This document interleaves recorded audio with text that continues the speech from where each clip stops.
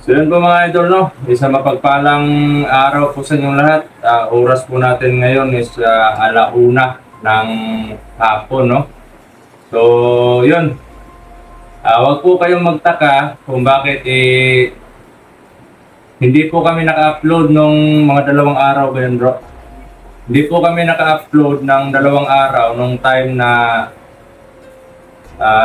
yung pagbaba namin. Nakita niyo yung pagpatay namin kay Garo. Kasi yung ginawa po namin,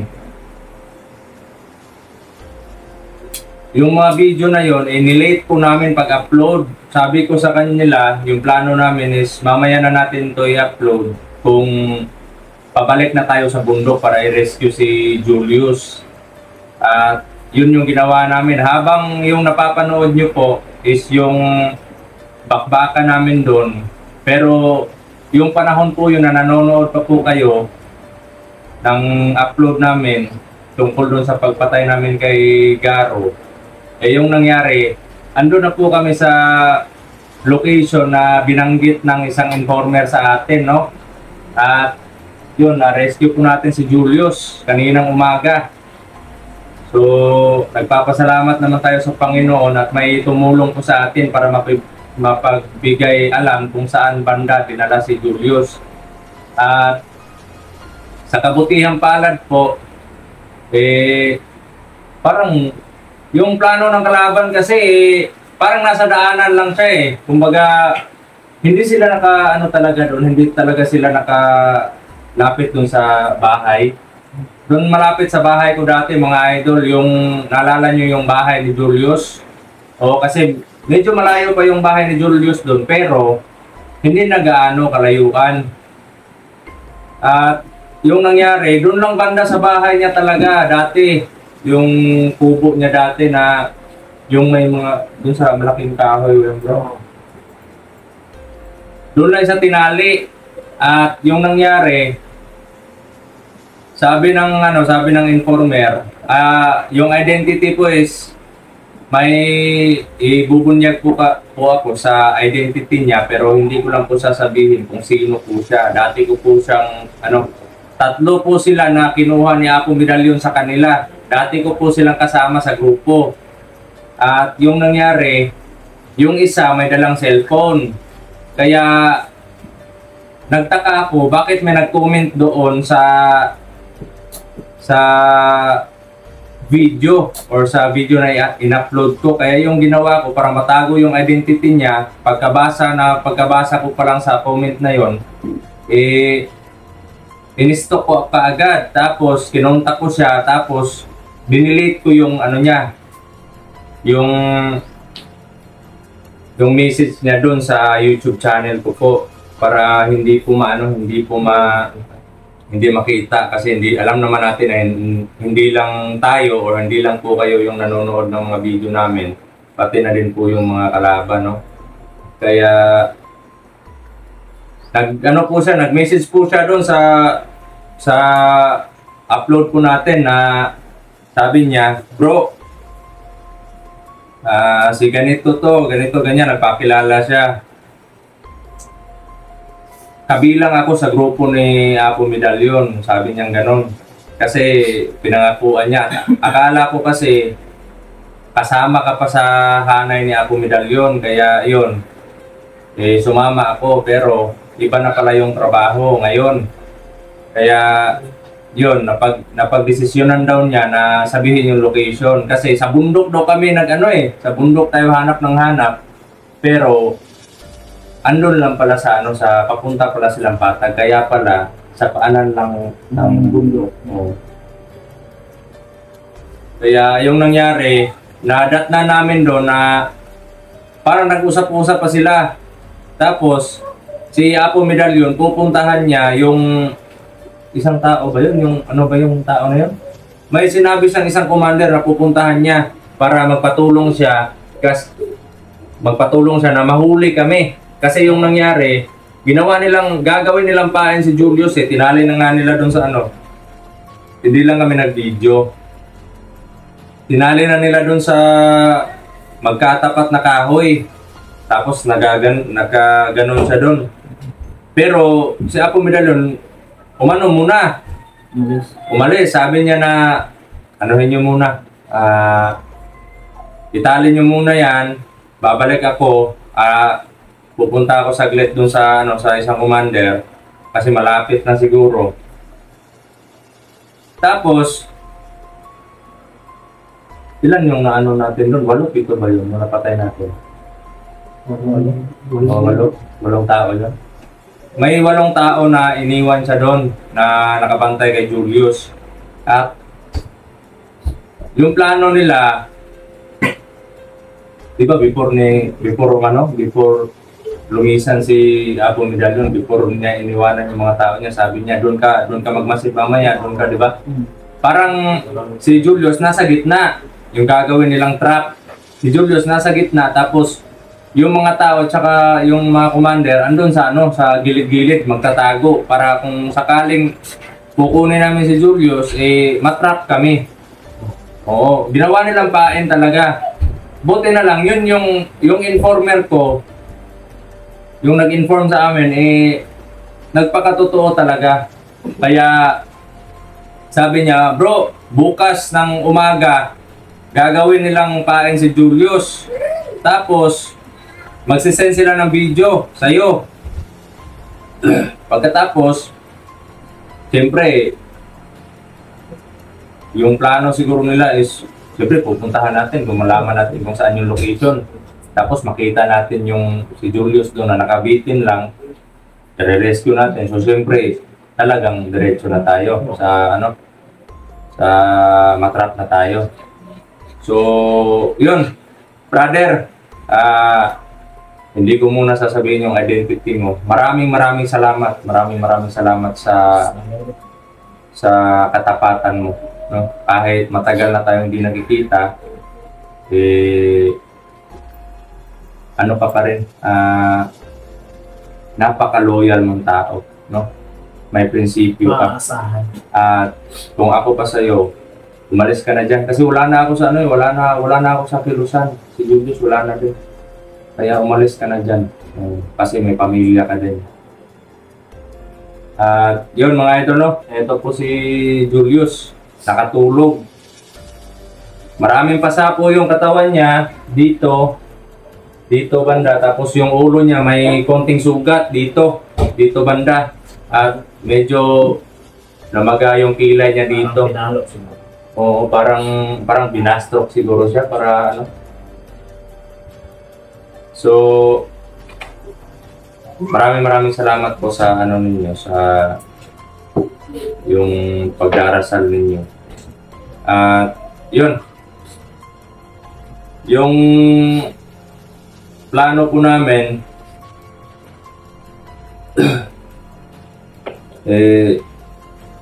siguro mag-i-explore kaming tatlo lang muna. At si Apo Medallion yung pupunteriyahin namin.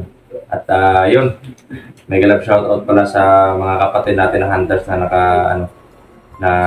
naka-rescue or nakatulong kay Brother Buds, no? So, Kuya Buds, take a rest at sana madaling makarecover yung katawan mo at gabayan ka ng ating mahal na Panginoon, no? At yun, siguro mag-relax muna kami ng isang araw kasi parang sinimulan yung ubo-ubo. At si Brother Max hindi pa okay yung katawan. Tapos daming isa. Hindi pa sana kami mag-explore para i-rescue si Julius, pero buti na lang may informasyon na sa atin nakarating. Kaya yun, kinuha po namin yung pagkakataon para maligtas na natin si Brother Julius. Yun, update na lang po kami sa pag-recover ni Brother Julius. At sabi ko po sa kanya kanina na nag-usap kami na kasi pinakain namin siya pagdating pagdating namin dito, kumain muna kami.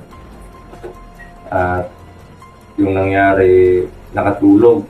Yan, masarap po yung tulog niya. Sa mga nagtatanong po kung kumusta na si Julius, Huwag na po kayo mag-alala, ligtas na po si Julius. Das na po mga idol. Maraming salamat sa mga sa mga nagdarasal, nagmamahal, at sa mga nag-share po ng kanilang mga pagmamahal sa amin, no. Mega love shoutout po sa inyong lahat. Kahit po sa mga silent viewers, maraming salamat po sa walang sawa na suporta at pagmamahal ninyo, pagdarasal, at walang sawa na panonood ng aming mga video na i-upload, no. Kami po ay nag-upload lang po kami ng video para po may update po sa inyo.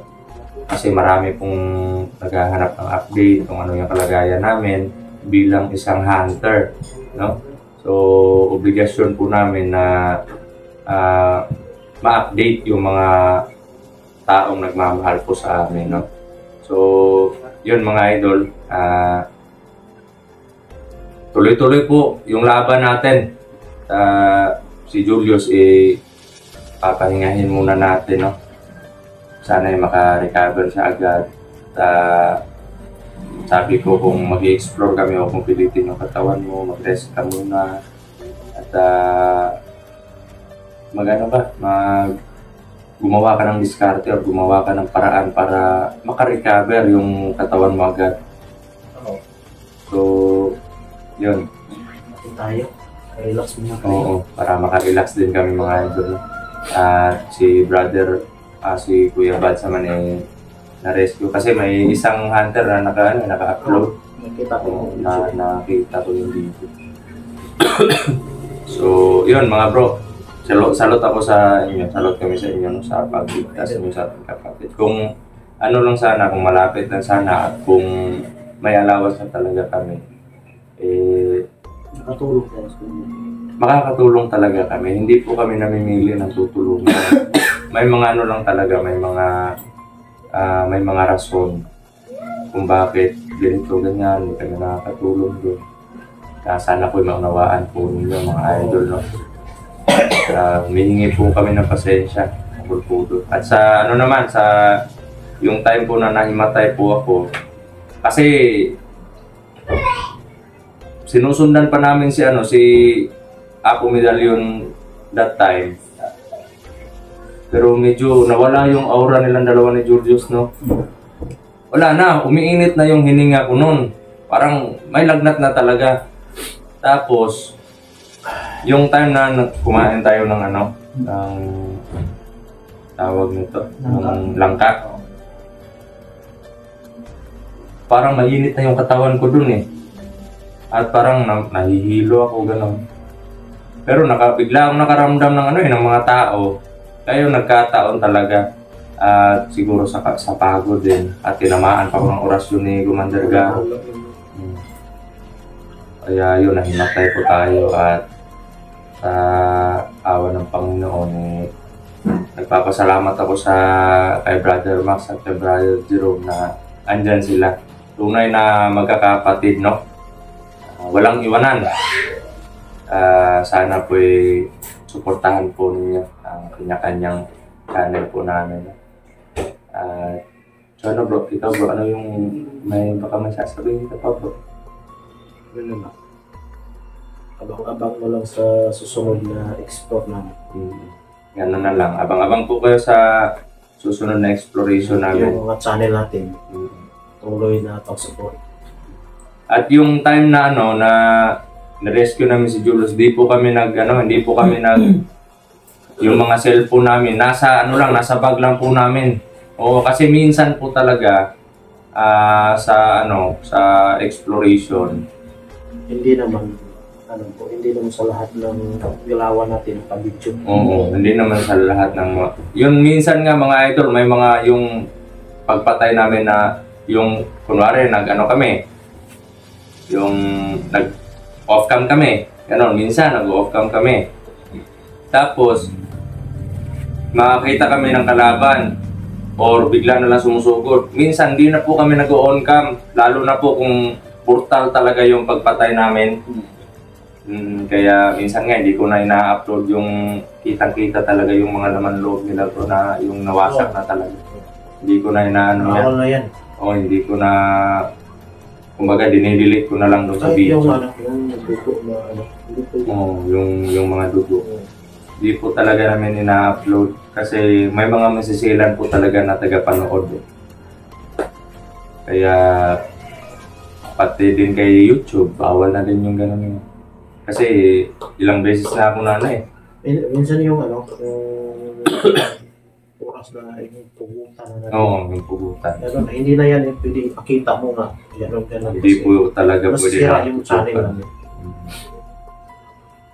So, yun, may mga policy din po si YouTube. Kaya, kahit sa akin po, kung siguro walang policy si YouTube, kung sa akin lang, may limitasyon yung mga pinapakita ko po sa iyo. Yung sa akin na, bro, pero palagi na lang copyright. Parang copyright siya palagi.